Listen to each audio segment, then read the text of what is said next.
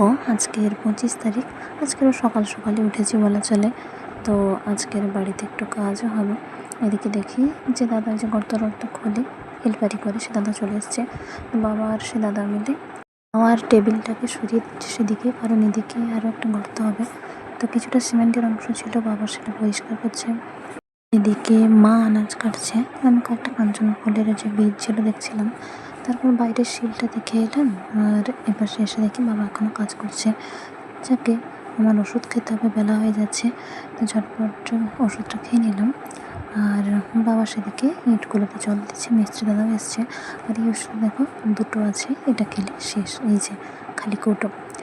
এবার কাজ তো এগোচ্ছে ঠিকই, কিন্তু আমার মনে মাঝে একটু বেশি খারাপ। কেন জানো তো, বাড়িটা আর এরকম থাকবে না সেটা ভেবে সবাইকে চা বিস্কিট দিল। আমি আর চা খাইনি, শুধু বিস্কিট খেয়েছি।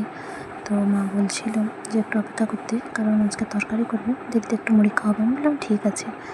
তারপর আর কি বাবা কাজ করছে, আর আমি এখানে দেখছিলাম, চুপচাপ একটু সময় পড়ছিলাম। তারপর ভালো লাগছিল না বলে মার সাথে একটু গল্প করছি। মা এখানে চাল ডাল সমস্তটা বের করে নিয়ে যাচ্ছে। তারা তাদের মতো কাজ করছে, আর আমি পড়তে পড়তে কখন তাদের সাথে কথা বলছি, কখনো আবার বলছি না। তরকারি হয়ে গেছে এদিকে 9:30টার দিকে। আমি খেতে বসছি মুড়ি খাওয়ার পরে এই যে দেখো ফুলটা পাঠিয়েছি। গতকাল গাছ দিয়েছিলাম, আজ ফুল ফুটেছে। সেই বড় কুঁড়িটা আমি চিন্তায় ছিলাম ওটা আজ ফুটবে নাকি, দেখে ফুটে গেছে। তরকারি একটু বাড়তি হয়েছিল, সেটা এমনি খেলাম। যাই হোক, তারপর ওষুধটাও খেয়ে নিয়েছি সময় করে। এদিকে তরকারির সেখানটা একটু করে দিয়ে এসেছি। তারপর ঘরে চলে এসেছি, কারণ এদিকে গরমে থাকলে আমার গা হাতের ব্যথা আরও বাড়বে, শরীর তো ভালো না। ভাবলাম প্যাকেট দুটো কেটে দেখি। মা বলছিল যে দেখবি ঠিকঠাক আছে নাকি। আমি বললাম ঠিক আছে, দেখে নেব। তো এগুলো সব ভিডিও থেকে স্ক্রিনশট নেওয়া, এমনি ছবি তো আর তোলা হয়নি। যাই হোক, পছন্দের কাউকে নিজের পছন্দের কোনো জিনিস দিতে পারলে আমার ভালোই লাগে। আর সেই গাছে ফুলও ফুটেছে, সেখানে কত সুন্দর টাইমিং, সেটাই শুধু ভাবছি। দিকে দেখো আমার মতো লোভী পাবলিক একটাও খুঁজে পাবে না। মন চাইছে সেজন্য খুলে দেখার পাশাপাশি একটা লাড্ডু খেয়েও নিয়েছি। হেব্বি লেগেছে। মা বাবাকে এখন করিনি, পরে বলবো। যাই হোক, ঠাকুরকে তো আগে দেখে এসেছি। আবার ভাবলাম সোনপাপড়িও এক টুকরো খাই, মানে মুখ চলতে আছে এরকম একটা ব্যাপার। তারপর সেগুলো সব আবার গুছিয়ে রেখে দিলাম। এদিকে তারাও সবাই মুড়ি খেতে বসেছে, অনেকটা দেরি হয়েছে যদিও। যাই হোক, এদিকে বাবাও কাজ করছে, বাকিরাও মোটামুটি কাজ করছে। আর আমার শরীর ভালো না বলে আমি পড়তে পড়তে মাঝে মধ্যে একটু শুয়ে শুয়ে কাজ দেখছি। তারপর মা বললো ঝটপট স্নান করে আয়। এদিকে স্নান করে এসে দেখি ঠাকুরের কাছে খাবার দিয়ে গেছে, কারেন্ট চলে গেছিলো। তো অন্ধকারের মধ্যেই সমস্তটা করেছি। তারপর অবশ্য কারেন্টও এসছে। এদিকে তারাও স্নান করতে যাবে। তারপর সেই যে দাদা যে গর্ত খুলছিল, সে তার বাড়ি গেছে, আসবে বলছিল কিন্তু আসেনি। মিষ্টি দাদাকে খেতে দিলাম, আয়না চিরুনি তেল সব কিছু দিলাম। তারপর সে তো খাচ্ছে, কিন্তু খাইলে কী হবে, আজকের ডাল নষ্ট করেছে, ঝোলের শুধু মাছ খেয়েছে, বাকি কিছু খায়নি। আমার এত বিরক্ত লাগছিল কী বলবো। আমি মাকে বলছি খাওয়ানোর যে কী দরকার কে জানে বাবা। যাই হোক, আমরা তিনজন খেয়ে নিলাম অনেকক্ষণ বসে বসে, আর বাবার ফুল দেওয়াটা দেখছিলাম। তারপর আর কি বিকালে একটু সময় শুয়েছিলাম। সন্ধ্যার দিকে মা যে সন্ধ্যা দেবে, যেহেতু ওখানে খুলে রেখে গেছে, আর কুঁড়িগুলো আজকে এখানে রেখেছে, টেবিল যেহেতু দূরে আছে সেই জন্য।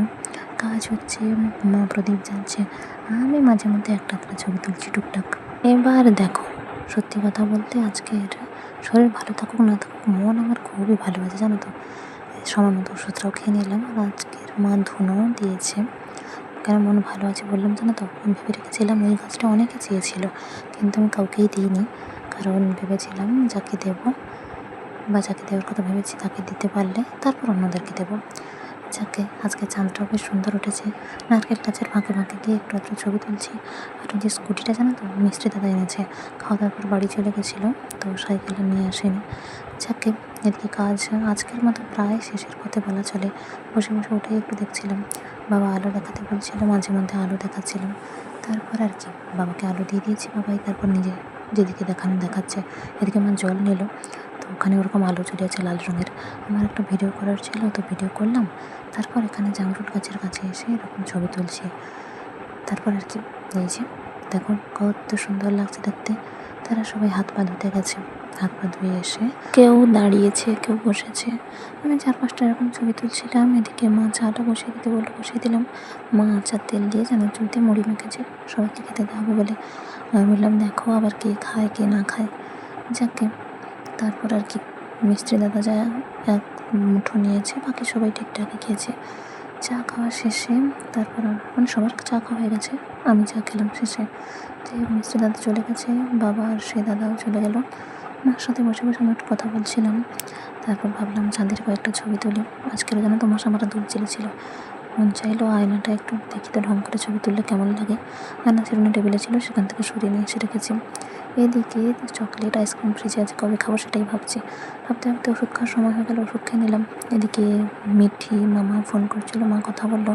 পড়তে পড়তে শুয়ে পড়েছিলাম, বাবার সাথে একটু কথা বলে নিলাম, কী কী আনতে হবে জিজ্ঞেস করছিল।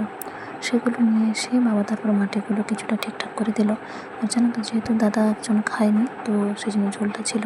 তারপর আর কি ডাল আর ডিম ভাজা সবার জন্য ছিল, কিন্তু আমি মাছটাও দিয়েছি সবাইকে ভাগাভাগি করে। আলুটা অবশ্য আমি একা খেয়েছি, জুসটা মাকে দিয়েছি। এরকম করে খাওয়া দাওয়ার পর মিটিয়ে টুকটাক ছবি তুলে ফুল ফুটেছে প্রায় দেখে নিলাম। এবার ঘুমাতে যাই, টাটা।